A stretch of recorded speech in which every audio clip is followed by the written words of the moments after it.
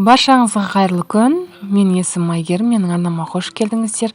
Бүгін сіздерге үйдегі бар заттан жасалатын бургердің жасалу жолын көрсететін боламын. Өте қарапайым әрі оңай рецепт. Барлығын турап дайындап алдым. Бізге қажетті заттар осылар. Мен үйдегі бар қажетті заттарды алдым. Ложкаларды осылай қызып тұрған табаға кішкене қыздырып аламыз. Күйіп кетпеу керек.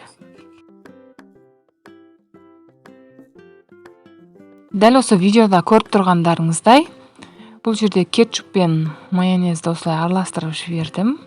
Осылай бушкаға жағып аламыз.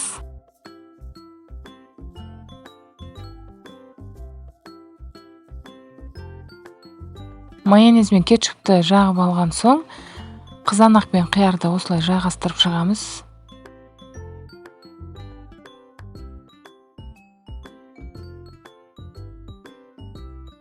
Турап дайындап алған пиязымызды саламыз. Мен бұл жерде шұжықты қостым. Шұжықтың орнына еттен жасалған котлет қоссаңыз да болады. Егер де салат жапырағы болмаса, осылай мен сияқты қырқабатты қоссаңыздар да болады. Ал біздің бургеріміз дайын болды. Дәл осылай барлығын жинап шығамыз.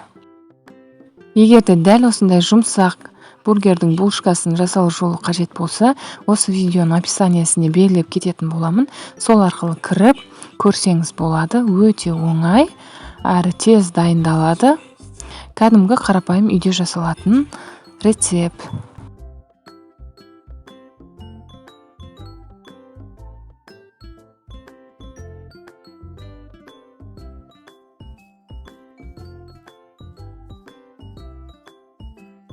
Бургердің ішіндегі заттар шашылып кетпеу үшін осылай таяқшаны салып қоямыз.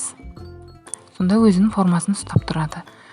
Үй жағдайында жасалған бургерлер дайын болды. Осы бургердің булшкасын жасалу жолын осы видеоның описаниясына міндетті түрде жазып қоятын боламын. Және фрийдің дұрыс жасалу жолында көрсеңіздер болады. Менің YouTube каналымда бар.